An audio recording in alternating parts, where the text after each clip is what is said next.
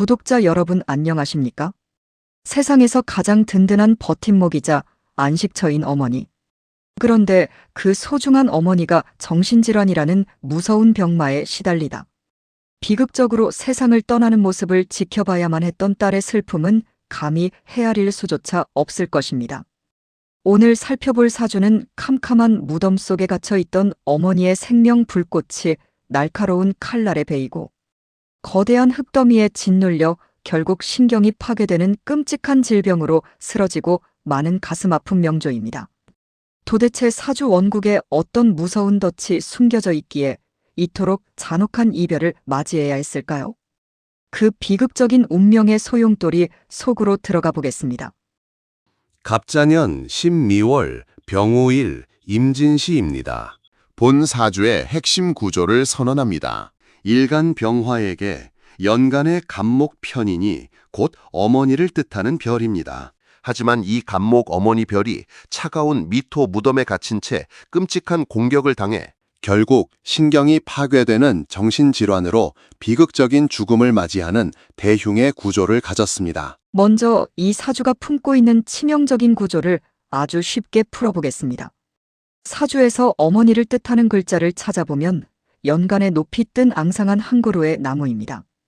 그런데 안타깝게도 이 어머니의 나무는 월지에 자리한 차가운 흙의 무덤 속에 위태롭게 갇혀 있습니다. 엎친 데 덮친 격으로 이 무덤은 흙먼지를 일으키며 어머니의 유일한 생명수인 맑은 물을 무자비하게 찔러 산산조각 내고 서늘한 쇠기운을 부추겨 어머니를 칼날처럼 위협하게 만듭니다. 바람 앞에 등불처럼 벼랑 끝에 선 어머니에게 과연 어떤 무자비한 운기가 도래하기에 돌이킬 수 없는 재앙이 시작되는 것일까요? 사주에서 연간에 높이 뜬 갑목 편인이 바로 어머니입니다.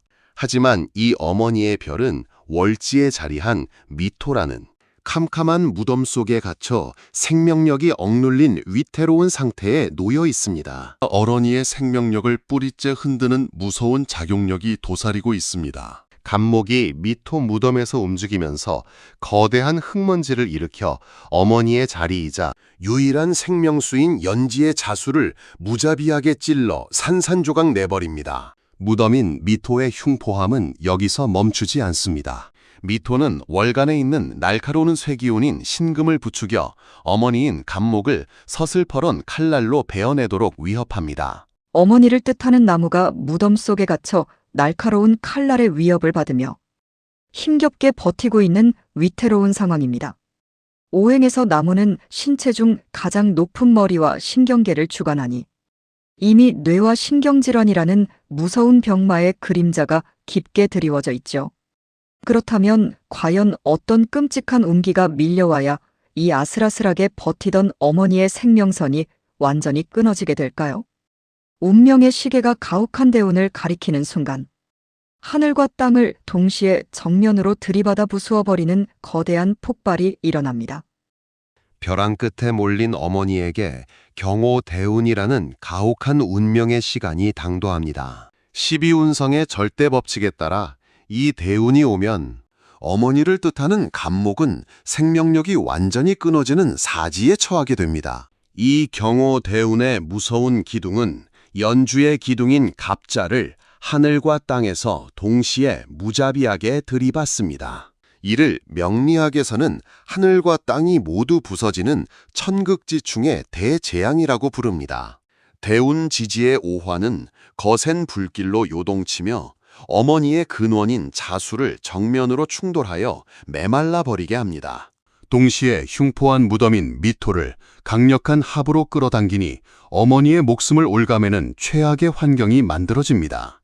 마침내 운명의 시계가 신민년을 가리킬 때 끔찍한 죽음의 인과 법칙이 완성됩니다. 신민년이 당도하자 원국에 잠복해 있던 신금이 일제히 치명적인 살기를 품고 겹겹이 움직이기 시작합니다. 여러분, 이것이 바로 명리가 보여주는 소름 돋는 인과 법칙의 절정입니다. 치명적인 죽음의 세운이 당도하자 원국에 잠복해 있던 서슬, 퍼런 쇠기운들이 겹겹이 구속을 풀고 튀어나와 앙상한 어머니의 나무를 무참히 베어버립니다. 게다가 통제 불능이 된 거대한 흙더미가 2배로 팽창하며 어머니의 마지막 숨통인 생명수마저 완전히 박살냅니다.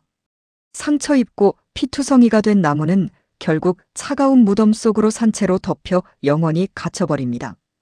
이 무자비한 파괴의 결과는 곧 뇌신경세포가 산산조각 나는 치명적인 정신질환으로 발현되어 결국 참혹한 죽음을 맞이하게 된 것입니다.